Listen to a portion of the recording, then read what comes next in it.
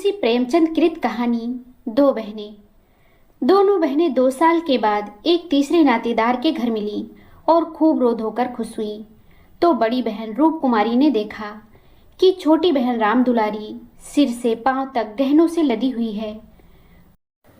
कुछ उसका रंग खुल गया है, स्वभाव में कुछ गरिमा आ गई है और बातचीत करने में ज्यादा चतुर हो गई है। कीमती बनारसी साड़ी और बेलदार उन्नावी मखमल के जंबर ने उसके रूप को भी चमका दिया है।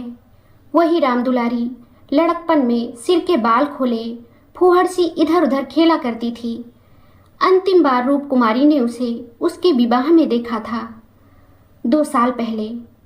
तब भी उसकी शक्ल सूरत में कुछ ज्यादा अंतर ना था।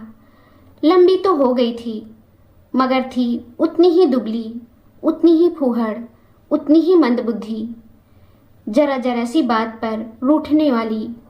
मगर आज तो कुछ हालत ही और थी, और जैसी कली खिल गई हो।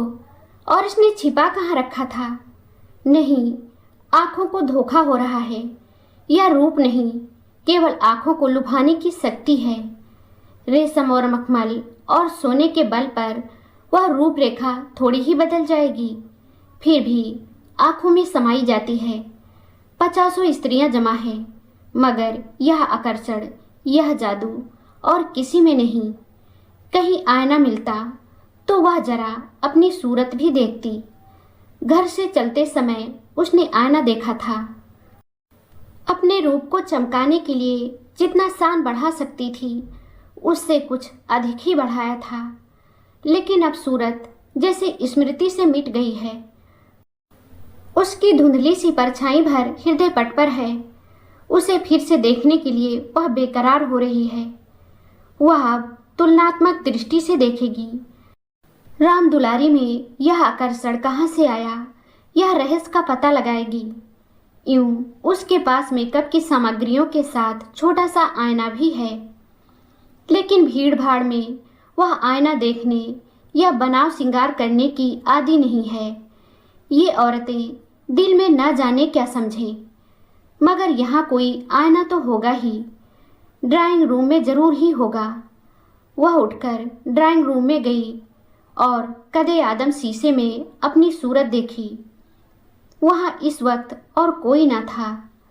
मर्द बाहर सहन में थे, औरतें गाने बजाने में लगी हुई थीं। उसने आलोचनात्मक दृष्टि से एक एक अंगों के एक एक विन्यास को देखा। उसका अंग विन्यास, उसकी मुख छवि निष्कलंक है, मगर वह ताजगी, वह मादकता, वह माधुर्य नहीं है। हाँ, नहीं है। वह अपने को धोखे में नहीं डाल सकती। कारण क्या है? यही कि राम दुलारी आज खिली है, उसे खिले जमाना हो गया। लेकिन इस ख्याल से उसका चित्त शांत नहीं होता। वह राम दुलारी से हेठी बनकर नहीं रह सकती। ये पुरुष भी कितने गाउदी होते हैं, किसी में भी सच्चे सौंदर्य की परख नहीं है। इन्हें तो जवानी और चंचलता और हाव भाव चाहिए। आंखें रख कर भी अंधे बनते हैं। भला इन बातों का आपसे क्या संबंध? ये तो उम्र के तमाशे हैं। असली रूप तो वह है जो समय की परवाह न करे। उसके कपड़ों में राम दुलारी को खड़ा कर दो, फिर देखो यह सारा जादू कहाँ उड़ जाता है। चुड़ैल सी नजर आए, मगर इन असुओं को कौन समझाए। मगर राम दुलारी के घर वाले तो इतने संपन्न ना थे। विवाह में और जो थोड़े बहुत गहने आए थे, वे तो बहुत ही निराशाजनक थे। खुशहाली का दूसरा कोई सामान भी ना आया था। इसके ससुर एक रियासत के मुख्ताराम थे। दूल्हा कॉलेज में पढ़ता था। इस 2 साल में कहाँ से यह हुन बरस गया, कौन जाने। गहने कहीं से मांग लाई हो, कपड़े भी मांगे के हो सकते हैं। कुछ औरतों को अपनी हैसियत बढ़ाकर दिखाने की लत होती है।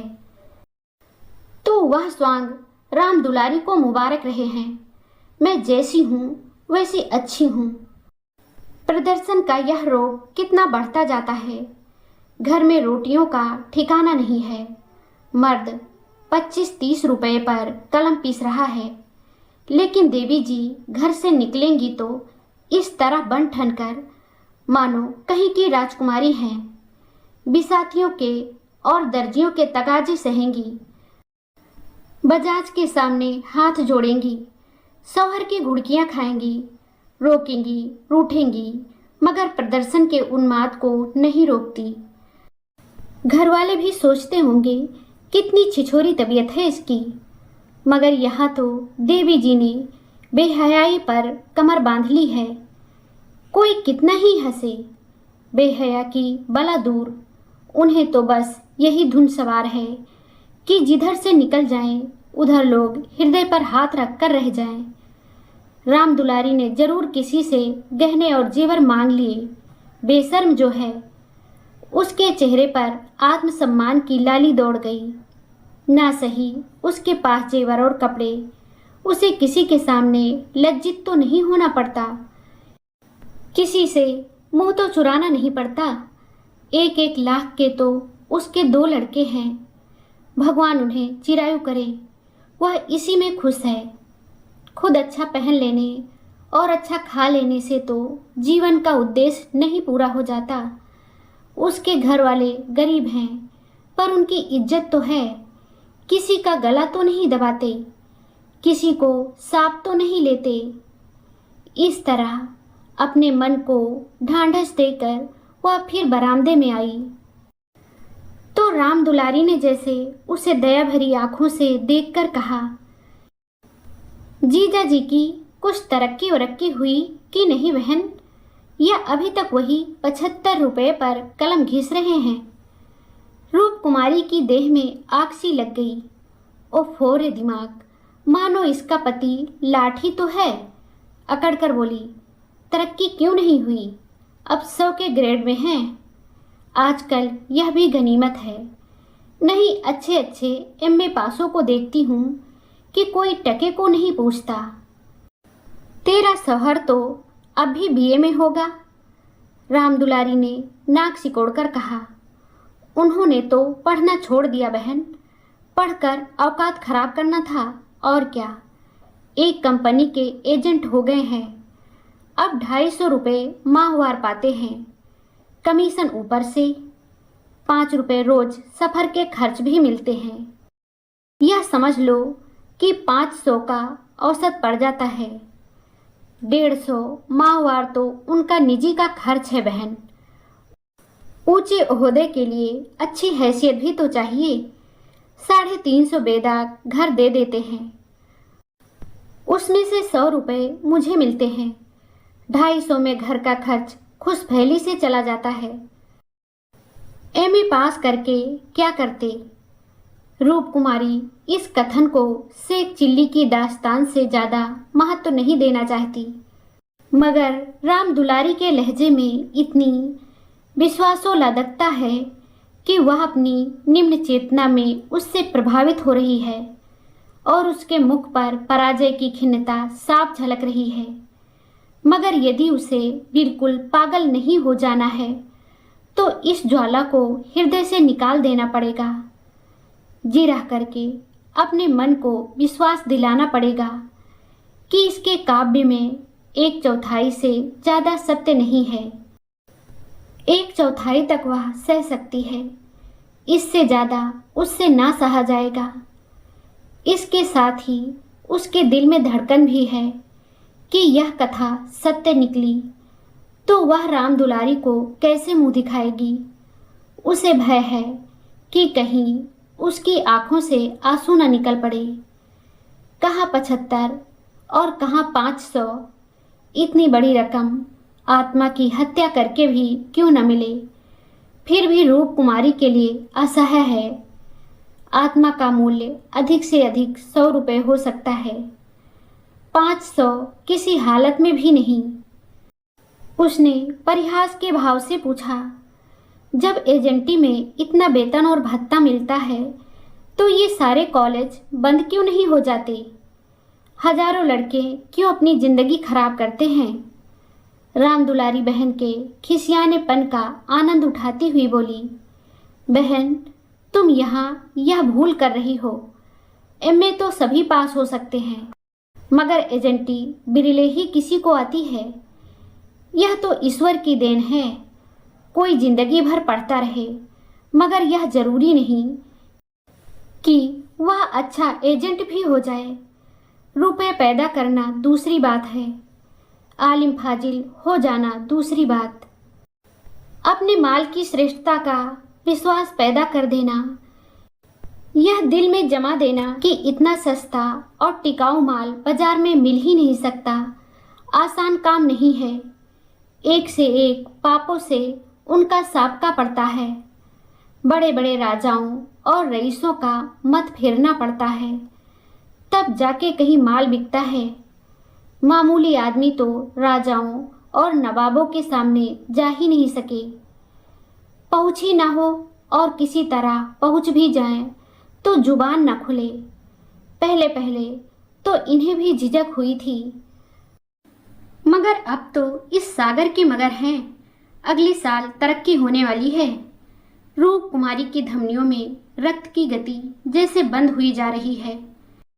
निर्दयी आकाश गिर क्यों नहीं पड़ता? पाषाण हृदय धरती फट क्यों नहीं जाती?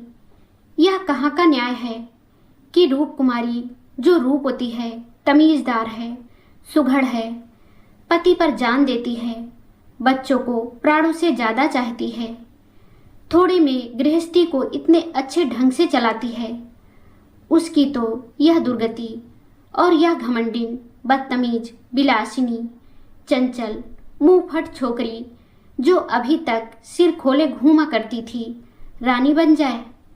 मगर उसे अब भी कुछ आशा बाकी थी। शायद आगे चलकर उसके चित्त की शांति का कोई मार्ग निकल आए। उसी परिहास के स्वर में बोली, तब तो शायद 1000 मिलने लगे। 1000 तो नहीं, पर 600 में संदेह नहीं। कोई आंखों का अंधा मालिक फंस गया होगा। व्यापारी आंखों के अंधे नहीं होते दीदी। उनकी आंखें हमारी तुम्हारी आंखों से कहीं तेज होती हैं। जब तुम उन्हें 6000 कमा कर दो, तब कहीं 600 मिले। जो सारी दुनिया को चराए, उसे कौन बेवकूफ बनाएगा? परिहास से काम न चलते देखकर रूप कुमारी ने अपमान का अस्त्र निकाला। मैं तो इसे कोई बहुत अच्छा पेशा नहीं समझती हूँ। सारे दिन झूठ के तुमार बांधो, यह तो ठग विद्या है। राम दुलारी जोर से हंसी। बहन पर उसने पूरी विजय पाई थी। इस तरह तो जितने वकील बैरिस्टर हैं, सभी ठग विद्या करते हैं। अपने मुवक्किल के फायदे के लिए उन्हें क्या नहीं करना पड़ता, झूठी शहादतें तक बनानी पड़ती हैं। मगर उन्हीं वकीलों और बैरिस्टरों को हम अपना लीडर कहते हैं, उन्हें अपनी कौमी सभाओं का प्रधान बनाते हैं, उनकी गाड़ियां खींचते हैं, उन पर फूलों और असरफियों की वर्षा करते हैं, उनके नाम से सड़कें, प्रतिमाएं और संस्थाएं बनाते हैं। आजकल दुनिया पैसा देखती है। आजकल ही क्यों, हमेशा से धन की यही महिमा रही है। पैसे कैसे आए यह कोई नहीं देखता। जो पैसे वाला है उसी की पूजा होती है। जो अभागे हैं, अयोग्य हैं, भीरू हैं, वे आत्मा और सदाचार की दुहाई देकर अपने आंसू पोंछते हैं। नहीं, आत्मा और सदाचार को कौन पूछता है? रूप कुमारी खामोश हो गई। अब उसे यह सत्य उसकी सारी वेदनाओं के साथ स्वीकार करना पड़ेगा कि राम दुलारी सबसे ज्यादा भाग्यवान है। इससे अब त्राण नहीं। परिहास या अनादर से वह अपनी तंगदिली का प्रमाण देने के सिवा और क्या पाएगी? उसे किसी बहाने से राम दुलारी के घर जाकर असलियत की छानबीन करनी पड़ेगी। अगर राम दुलारी वास्तव में लक्ष्मी का वरदान पा गई है, तो रूप कुमारी अपनी किस्मत ठोक कर बैठ रहेगी। समझ लेगी कि दुनिया में कहीं न्याय नहीं है, कहीं ईमानदारी की पूछ नहीं है। मगर क्या सचमुच उसे इस विचार से संतोष होगा? यहाँ कौन ईमानदार है? वही जिसे बेईमानी करने का अवसर नहीं है और ना इतनी बुद्धि या मनोबल है कि वह अवसर पैदा कर ले। उसके पति 75 रुपये पाते हैं, पर क्या 10-20 रुपये और ऊपर से मिल जाएं तो वह खुश होकर ले ना लेंगे। उनकी ईमानदारी और सत्यवादिता उसी समय तक है जब तक अवसर नहीं मिलता। जिस दिन मौका मिला सारी सत्यवादिता धरी रह जाएगी।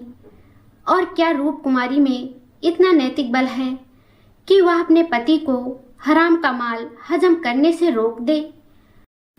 रोकना तो दूर की बात है, वह प्रसन्न होगी, शायद पतिदेव की पीठ ठोकेगी।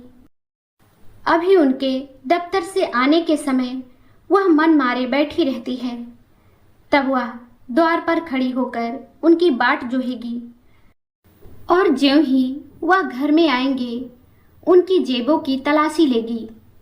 आंगन में गाना बजाना हो रहा था। राम दुलारी उमंग के साथ गा रही थी और रूप कुमारी वहीं बरामदे में उदास बैठी हुई थी। ना जाने क्यों उसके सिर में दर्द होने लगा था। कोई गाए कोई नाचे, उससे प्रयोजन नहीं। वह तो अभागिन है, रोने के लिए पैदा की गई है।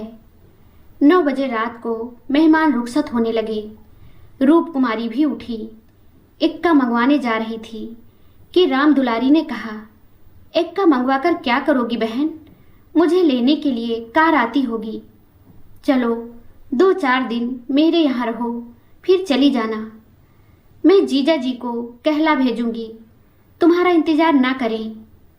रूप कुमारी का यह अंतिम अस्त्र भी बेकार हो गया। राम दुलारी के घर जाकर हालचाल की टोल लेने की इच्छा गायब हो गई।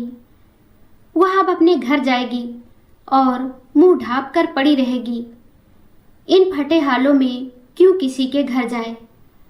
बोली, नहीं, अभी तो मुझे फुर्सत नहीं है। बच्चे घबरा रहे होंगे, फिर कभी आऊंगी। क्या रात भर भी ना ठहरोगी? नहीं। अच्छा बताओ कब आओगी? मैं सवारी भेज दूंगी, मैं खुद कहला भेजूंगी। तुम्हें याद न रहेगी, साल भर हो गया, भूल कर भी याद ना किया। मैं इसी इंतजार में थी कि दीदी बुलावे तो चलूं।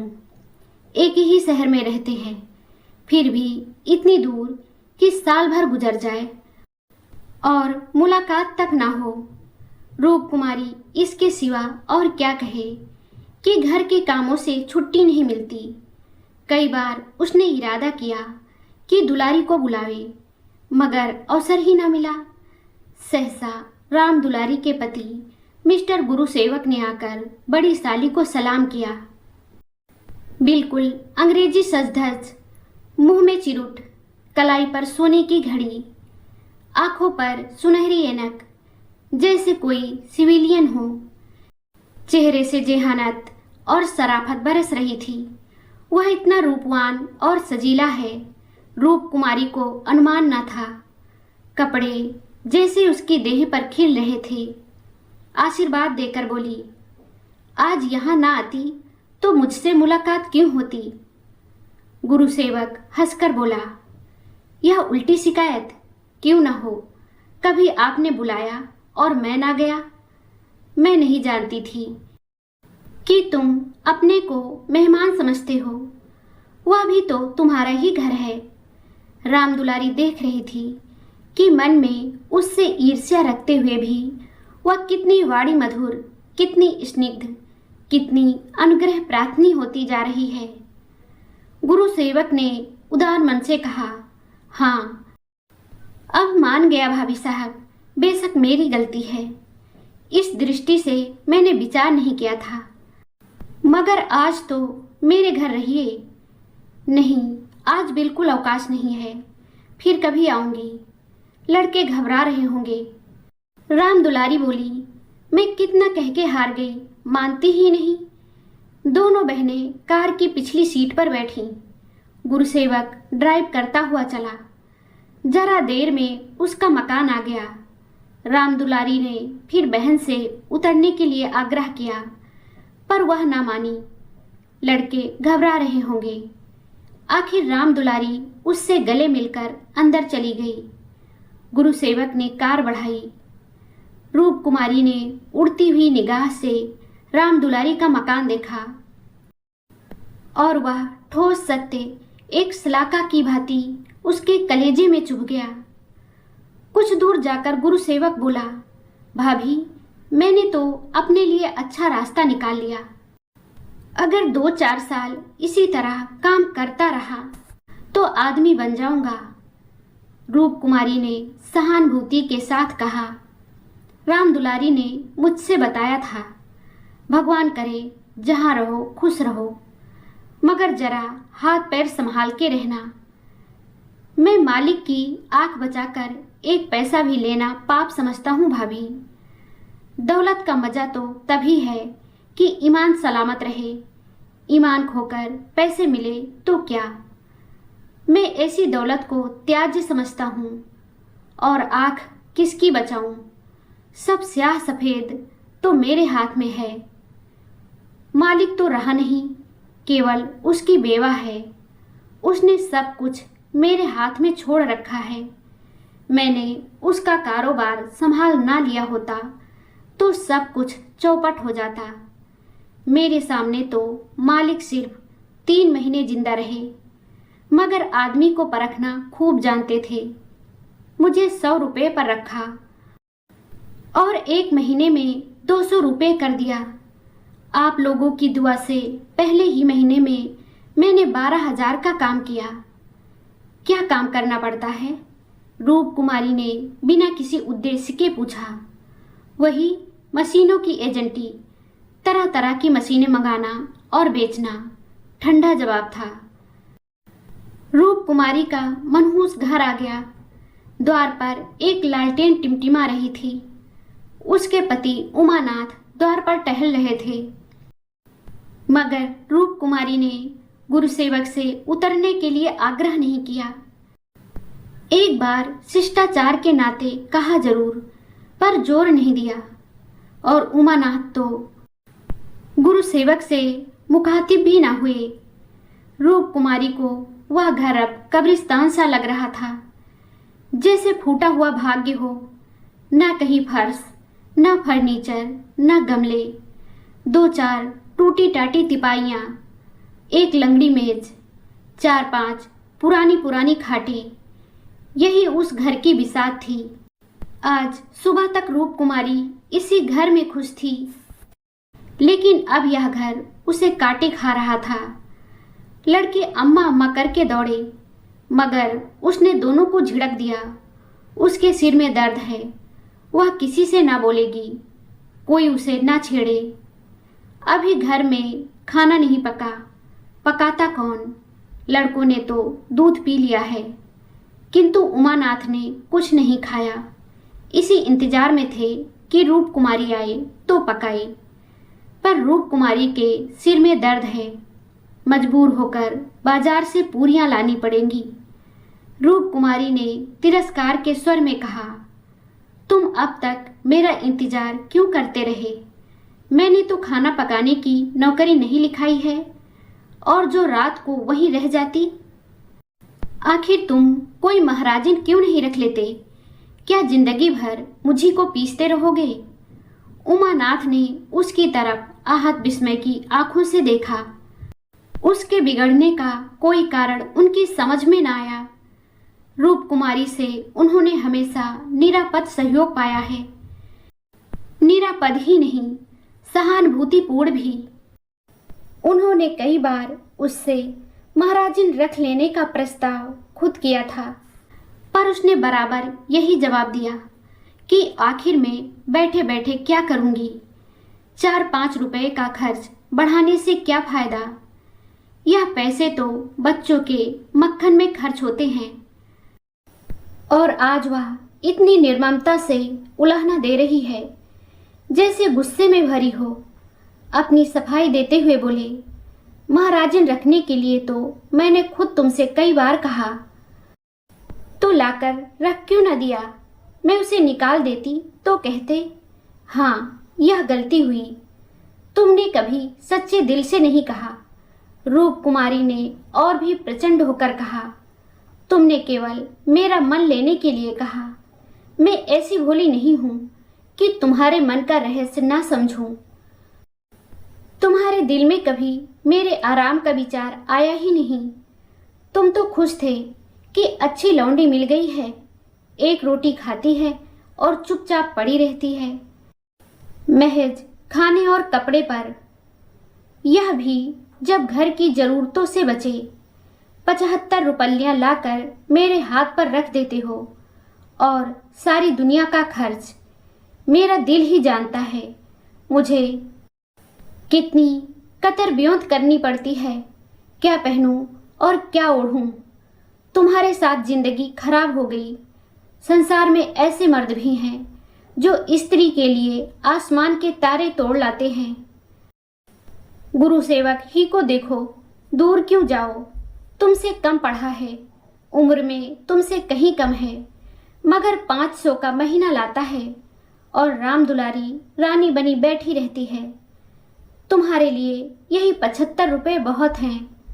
राड़ माड़ में ही मगन तुम नाहक मर्द हुए। तुम्हें तो औरत होना चाहिए था। औरतों के दिल में कैसे कैसे अरमान होते हैं, मगर मैं तो तुम्हारे लिए घर की मुर्गी का बासी साग हूँ। तुम्हें तो कोई तकलीफ होती नहीं।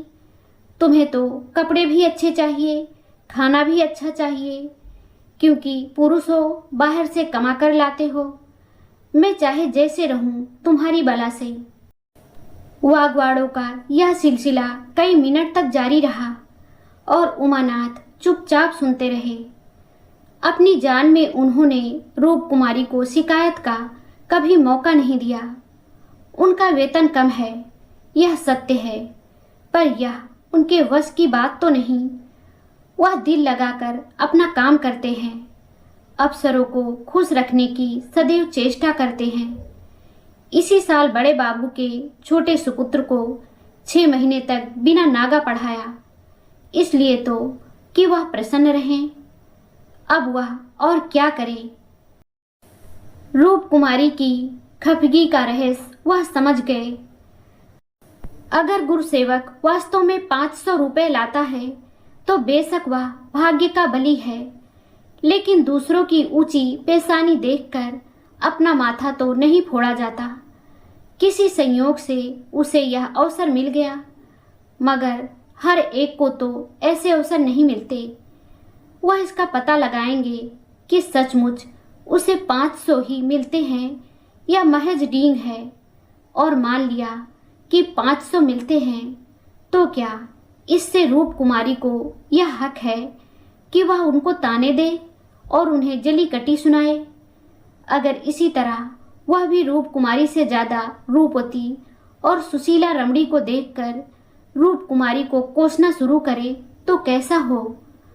रूप कुमारी सुंदरी है, मृदुभाषणी है, त्यागमयी है, लेकिन उससे बढ़कर सुंदरी, मृदुभाषणी, त्यागमयी देवियों से दुनिया खाली नहीं है।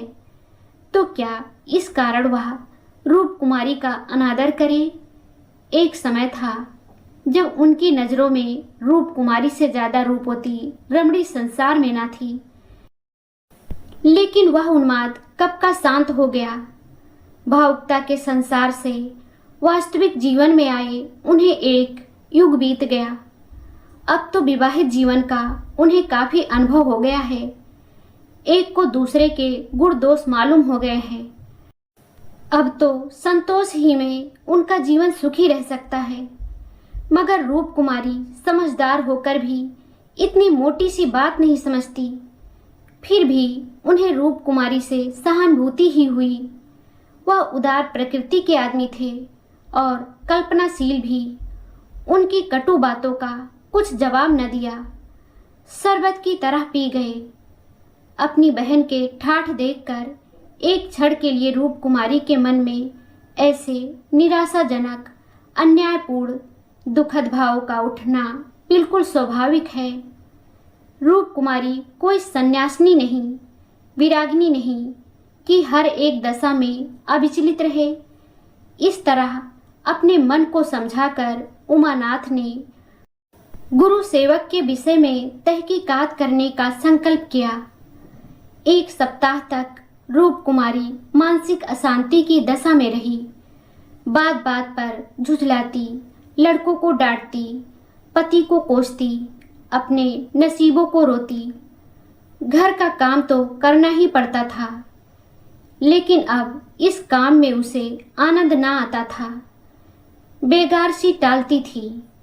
घर की जिन पुरानी धुरानी चीजों से उसका आत्मीय संबंध सा हो गया था, जिनकी सफाई और सजावट में वह व्यस्त रहा करती थी, उनकी तरफ अब आंख उठाकर भी ना देखती। घर में एक ही खिदमतगार था। उसने जब देखा बहू जी घर की तरफ से खुद ही लापरवाह हैं, तो उसे क्या गरज थी कि सफाई करता। जो चीज जहां पड़ी थी वहीं पड़ी रहती, कौन उठाकर ठिकाने से रखे। बच्चे माँ से बोलते डरते थे और उमानाथ तो उसके साये से भागते थे। जो कुछ सामने थाली में आ जाता उसे पेट में डाल लेते और दफ्तर चले जाते। दफ्तर से लौटकर दोनों बच्चों को साथ ले लेते और कहीं घूमने निकल जाते। रूप कुमारी से कुछ कहना बारूद में दिया सलाई लगाना था। हाँ, उनकी यह तहकीकात जारी थी। एक दिन उमानाथ दफ्तर से लौटे तो उनके साथ गुरु सेवक भी थे। रूप कुमारी ने आज कई दिनों के बाद परिस्थिति से सहयोग कर लिया था और इस वक्त झाड़न के लिए कुर्सियां और तिपाइयां साफ कर रही थी कि गुरु सेवक ने अंदर पहुंचकर सलाम किया। रूप कुमारी दिल में कट गई। उमानाथ पर ऐसा क्रोध आया कि उसका मुंह नोच ले। इन्हें लाकर यहाँ क्यों खड़ा कर दिया? न कहना न सुनना, बस बुला लाए। उसे इस दशा में देखकर गुरु सेवक दिल में क्या कहता होगा, मगर इन्हें अक्ल आई ही कब थी। वह अपना पर्दा ढांकती फिरती है और आप उसे खोलते फिरते हैं। जरा भी लज्जा नहीं, जैसे बेहयाई का बाना पहन लिया है। बरबस उसका अपमान करते हैं। न जाने उसने उनका क्या बिगाड़ा है। आशीर्वाद देकर कुशल समाचार पूछा और कुर्सी रख दी। गुरु सेवक ने बैठते हुए कहा, आज भाई साहब ने मेरी दावत की है। मैं उनकी दावत पर तो ना आता, लेकिन जब उन्होंने कहा तुम्हारी भाभी का कड़ा तकाजा है, तब मुझे समय निकालना पड़ा था। रूप कुमारी ने बात बनाई। घर का कला छिपाना पड़ा। तुमसे उस दिन कुछ बातचीत ना हो पाई। जी लगा हुआ था। गुरु सेवक ने कमरे के चारों तरफ नजर दौड़ाकर कहा, इस पिंजड़े में तो आप लोगों को बड़ी तकलीफ होती होगी। रूप कुमारी को ज्ञात हुआ यह युवक कितना सुरुचिहीन, कितना अरसिक है। दूसरों के मनोभावों का आदर करना जैसे जानता ही नहीं। इसे इतनी सी बात भी नहीं मालूम कि दुनिया में सभी भाग्यशाली नहीं होते। लाखों में एक ही कहीं भाग्यवान निकलता है, और उसे भाग्यवान ही क्यों कहा जाए। जहाँ बहुतों को दाना न मैसर हो, वहाँ थोड़े से आदमियों के भोग विलास में कौन सा सौभाग्य। जहाँ बहुत से आदमी भूखों मर रहे हों, वहाँ दो चार आदमी मोहन भोग उड़ाएं, तो यह उनकी बेहयाई और हृदयहीनता है। सौभाग्य कभी नहीं। कुछ चिढ़कर बोली, पिंजड़े में कटघरे में रहने से अच्छा है। पिंजड़े में निरीह पक्षी रहते हैं। कटघरा तो घातक जंतुओं का ही निवास स्थान है। गुरु सेवक शायद यह संकेत न समझ सका। बोला, मेरा तो इस घर में दम घुट जाए। मैं आपके लिए अपने घर के पास ही एक मकान ठीक करा दूंगा, खूब लंबा चौड़ा। आपसे कुछ किराया ना लिया जाएगा। मकान हमारी मालकिन का है। मैं भी उसी के एक मकान में रहता हूँ। सैकड़ों मकान हैं उनके पास, सैकड़ों। सब मेरे अख्तियार में है। जिसे जो मकान चाहूँ दे दूँ। मेरे अख्तियार में है, किराया लूँ या ना लूँ। मैं आपके लिए सबसे अच्छा मकान ठीक करूँगा। मैं आपका बहुत अदब करता हूँ। रूपकुमारी समझ गई, महाशय इस वक्त नशे में हैं, अभी यूं बहक रहे हैं। अब उसने गौर से देखा तो उनकी आंखें सिकुड़ गई थी, गाल कुछ फूल गए थे, जवान भी लड़खड़ाने लगी थी। एक जवान खूबसूरत शरीफ चेहरा कुछ ऐसा सेखीबाज और निर्लज्ज हो गया कि उसे देखकर घृणा होती थी। उसने एक क्षण बाद फिर से बहकना शुरू किया। मैं आपका बहुत अदब करता हूँ। जी हाँ, आप मेरी बड़ी भाभी हैं। आपके लिए मेरी जान हाजिर है। आपके लिए एक मकान नहीं 100 मकान तैयार हैं। मैं मिसेज लोहिया का मुख्तार हूँ। सब कुछ मेरे हाथ में है, सब कुछ। मैं जो कुछ कहता हूँ वह आंखें बंद करके मंजूर कर लेती हैं। मुझे अपना बेटा समझती हैं। मैं उसकी सारी जायदाद का मालिक हूँ। मिस्टर लोहिया ने मुझे 20 रुपए पर रखा। 20 रुपए पर। वह बड़ा मालदार था, मगर किसी को नहीं मालूम उसकी दौलत कहाँ से आती थी। किसी को नहीं मालूम, मेरे सिवा कोई नहीं जानता। वह खुफिया फरोश था, किसी से कहना नहीं। वह चोरी से कोकीन बेचता था, लाखों की आमदनी थी उसकी। अब वही व्यापार मैं करता हूँ। हर शहर में हमारे खुफिया एजेंट हैं। मिस्टर लोहिया ने मुझे इस फन में उस्ताद बना दिया। जी हाँ, मजाल नहीं कि मुझे कोई गिरफ्तार कर ले। बड़े बड़े अफसरों से मेरा याराना है। उनके मुंह में नोटों के पुलिंदे ठूस ठूस कर उनकी आवाज़ बंद कर देता हूँ। कोई चू नहीं कर सकता। दिन दहाड़े बेचता हूँ, हिसाब में लिखता हूँ 1000 रिश्वत दी, देता हूँ 500, बाकी यारों का है। बेदरेग रुपए आते हैं, बेदरेग खर्च करता हूँ। बुढ़िया को तो राम नाम से मतलब है। 70 चूहे खाकर अब हज करने चली है। कोई मेरा हाथ पकड़ने वाला नहीं, कोई बोलने वाला नहीं। जेब से नोटों का एक बंडल निकालकर, यह आपके चरणों की भेंट है। मुझे दुआ दीजिए कि इसी शान से जिंदगी कट जाए। जो आत्मा और सदाचार के उपासक हैं, उन्हें कुबेर लाते मारता है, लक्ष्मी उनको पकड़ती है। जो उसके लिए अपना दीन और ईमान सब कुछ छोड़ने को तैयार है। मुझे बुरा ना कहिए, मैं कौन मालदार हूँ। जितने धनी हैं वे सब के सब लुटेरे हैं, पक्के लुटेरे, डाकू। कल मेरे पास रुपए हो जाएं और मैं एक धर्मशाला बनवा दूं, फिर देखिए मेरी कितनी वाह वाह होती है। कौन पूछता है मुझे दौलत कहाँ से मिली। जिस महात्मा को कहिए बुलाकर उससे प्रशंसा करवा लूं। मिस्टर लोहिया को महात्माओं ने धर्म भूषण की उपाधि दी थी। इन स्वार्थी पेट के बंदरों ने उस बुढ़े को, जिससे बड़ा कुकर्मी संसार में ना होगा। यहाँ तो लूट है।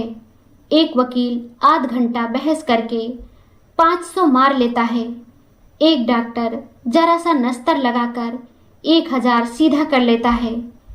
एक जुआरी स्पेकुलेशन में एक एक दिन में लाखों का वारा न्यारा करता है। अगर उनकी आमदनी जायज़ है तो मेरी आमदनी भी जायज़ है। जी हाँ, जायज़ है। मेरी निगाह में बड़े से बड़े मालदार की भी कोई इज्जत नहीं। मैं जानता हूँ वह कितना बड़ा हथकंडेबाज है। यहाँ जो आदमी आंखों में धूल झोंक सके वही सफल है। गरीबों को लूटकर मालदार हो जाना समाज की पुरानी परिपाटी है। मैं भी वही करता हूँ जो दूसरे करते हैं। जीवन का उद्देश्य है ऐसा करना। खूब लूटूंगा, खूब ऐश करूंगा और बुढ़ापे में खूब खैरात करूंगा और एक दिन लीडर बन जाऊंगा। कहिए गिना दूं यहाँ कितने लोग जुआ खेल खाल कर करोड़पति हो गए। कितने औरतों का बाजार लगाकर करोड़पति हो गए। सहसा उमानाथ ने आकर कहा, मिस्टर गुरुसेवक, क्या कर रहे हो? चलो चाय पी लो, ठंडी हो रही है। गुरुसेवक ऐसा हड़बड़ा उठा मानो अपने सचेत रहने का प्रमाण देना चाहता हो, मगर पांव लड़खड़ाए और जमीन पर गिर पड़ा। फिर संभल कर उठा और झूमता झामता ठोकरें खाता बाहर चला गया। रूप कुमारी ने आज़ादी की सांस ली। यहाँ बैठे बैठे उसे हौल दिल सा हो रहा था। कमरे की हवा जैसे कुछ भारी हो गई थी। जो प्रेरणाएं कई दिन से अच्छे अच्छे मनोहर रूप भरकर उसके मन में आ रही थी, आज उसे उनका असली बीभत्स घिनौना रूप नजर आया। जिस त्याग, सादगी और साधुता के वातावरण में अब तक उसकी जिंदगी गुजरी थी, उसमें इस तरह के दांवपेच, छल कपट और पतित स्वार्थ का घुसना बिल्कुल ऐसा ही था जैसे किसी बाग में साड़ों का एक झुंड घुसाए। इन दामों में वह दुनिया की सारी दौलत और सारा ऐश खरीदने को भी तैयार न हो सकती थी। नहीं, अब राम दुलारी के भाग्य से अपने भाग्य का बदला न करेगी। वह अपने हाल में खुश है। राम दुलारी पर उसे दया आई, जो भोग विलास की धुन और अमीर कहलाने के मोह में अपनी आत्मा का सर्वनाश कर रही है। मगर वह बेचारी भी क्या करे, और गुरुसेवक का भी क्या दोष है। जिस समाज में दौलत पूजती है, जहां मनुष्य का मोल उसके बैंक अकाउंट और टीम टाम से आका जाता है, जहां पग पग पर प्रलोभनों का जाल बिछा हुआ है और समाज की कुव्यवस्था आदमी में ईर्ष्या, द्वेष, अपहरण और नीचता के भाव को उकसाती और उभारती रहती है, गुरु सेवक और राम दुलारी उस जाल में फंस जाएं, उस प्रवाह में बह जाएं, तो कोई अचरज नहीं। उसी वक्त उमानाथ ने आकर कहा, गुरु सेवक यहाँ बैठा बैठा क्या बहक रहा था? मैंने तो उसे विदा कर दिया। जी डरता था कहीं पुलिस उसके पीछे न लगी हो, नहीं तो मैं भी गेहूं के साथ घुन की तरह पिस जाऊं। रामकुमारी ने क्षमा प्रार्थी नेत्रों से उन्हें देखकर जवाब दिया। वही अपनी खुफिया भरोसी की डींग मार रहा था। मुझे भी मिसेज लोहिया से मिलने को कह गया।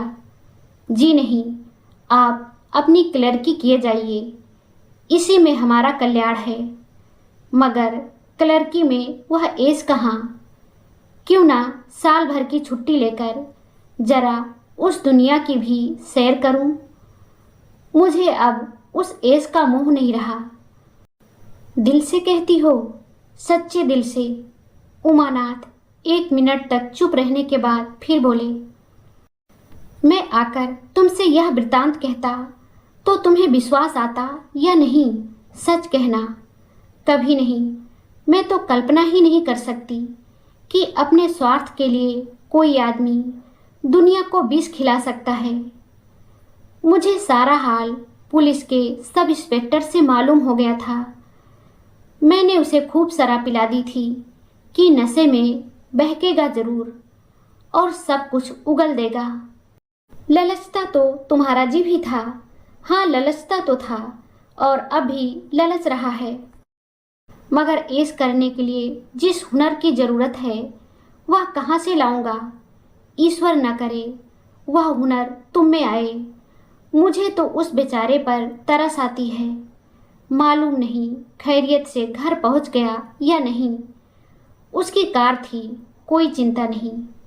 रूप कुमारी एक क्षण जमीन की तरफ ताकती रही, फिर बोली, तुम मुझे दुलारी के घर पहुंचा दो। अभी शायद मैं उसकी कुछ मदद कर सकूं। जिस बाग की वह सैर कर रही है उसके चारों ओर निशाचर घात लगाए बैठे हैं। शायद मैं उसे बचा सकूं। उमानाथ ने देखा उसकी छवि कितनी दया पुलकित हो उठी है। दोस्तों, यह कहानी आपको कैसी लगी हमें कमेंट करके ज़रूर बताएं। अगर आपको ये कहानी पसंद आई हो तो लाइक ज़रूर करें, शेयर करें और चैनल को सब्सक्राइब करना ना भूलें।